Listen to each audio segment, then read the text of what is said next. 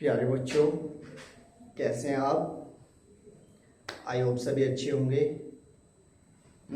चलिए समय व्यर्थ ना करते हुए अपनी क्लास को प्रारंभ करते हैं। ये 9th क्लास का टॉपिक है हमारा। जो तापमापी हमारा लेसन चला था वो फिनिश हो गया है, खत्म हो गया है। नेक्स्ट लेसन है हमारा ठोस तथा द्रवों का ऊष्मीय प्रसार। इसके बारे में हम डिस्कस करते हैं। देखिए, सबसे पहले बात आती है ऊष्मा की। ऊष्मा किसे कहते हैं? देखिए, ऊष्मा ऊर्जा की ही एक अवस्था है। ऊष्मा ऊर्जा की ही एक अवस्था है जिसकी सहायता से हमें गर्माहट, ठंडेपन का एहसास होता है। वस्तु गर्म है, वस्तु ठंडी है, वस्तु का तापमान कितना है, ये ऊष्मा की सहायता से ही हम पता कर सकते हैं कि उसमें से टेम्परेचर निकल रहा है या नहीं, कितनी ऊष्मा है कितनी नहीं है, उसका किस प्रकार की है, ये हम ऊष्मा की सहायता से ही पता करते हैं। अगर ऊष्मा नहीं होगी तो हम नहीं पता कर सकते हैं कि बॉडी कैसी है, किस टाइप की है।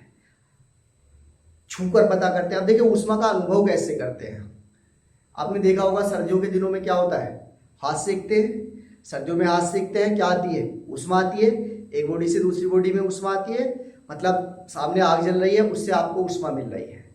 दूसरा सनलाइट है। सनलाइट सूर्य का प्रकाश से आपको ऊष्मा मिलती है। और कहाँ पे, किसी बॉडी को हम गर्म कर देते हैं। फॉर एग्जांपल, आपने आयरन की रोड को कहीं गर्म बॉडी से लगा दिया तो उसमें भी एनर्जी हमारी ट्रांसफर होने लगती है पीछे की ओर। जैसे आप किसी हॉट बॉडी को कनेक्ट करते हैं, उसे छूते हैं तो आपके हाथ तेजी से जल जाते हैं।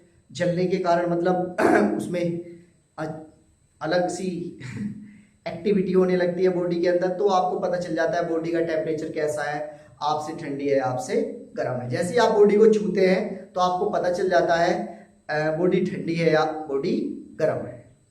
ठीक, तो जो हमारी बॉडी होती है, टेम्परेचर होता है, ताप की एक टेंडेंसी होती है। जब किसी बॉडी को टेम्परेचर दिया जाता है तो वो अक्सर एक्सपेंड होने लगती है, फैलने लगती है।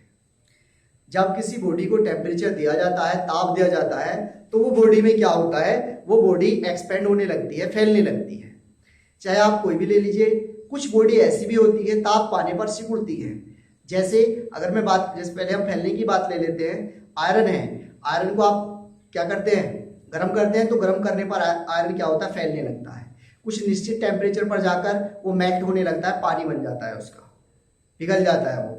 सिमिलरली ठोस है, द्रव है, गैस है, बर्फ है, बर्फ को आप गर्म करते हैं तो क्या होता है, पानी बनने लगता है, फैल जाता है, उसका आयतन क्या होता है, आयतन बढ़ने लगता है।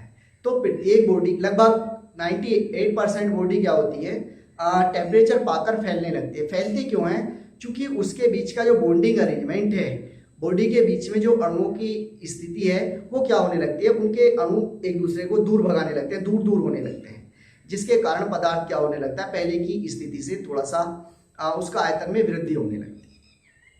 ठीक, कुछ बॉडी ऐसी भी होती है जो ताप पाने पर क्या होती है, सिकुड़ती है। जैसे अगर मैं बात करूं किसकी, प्लास्टिक है। प्लास्टिक हो गया, रबर हो गया, कागज हो गया।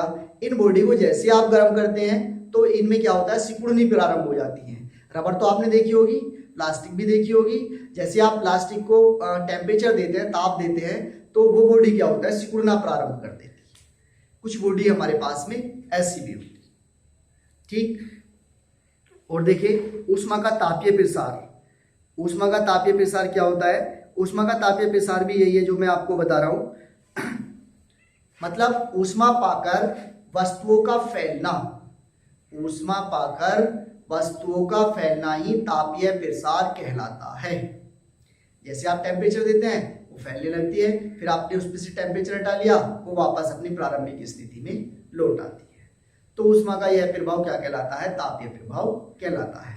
अब इस तापीय प्रभाव को हमें अलग अलग पढ़ना है। ठोसों का ऊष्मीय प्रभाव, द्रवों में ऊष्मीय प्रभाव कैसा है, ठोसों में ऊष्मीय प्रभाव कैसा है, गैसों में ऊष्मीय प्रभाव कैसा है, इसे हमें अलग अलग पढ़ना है।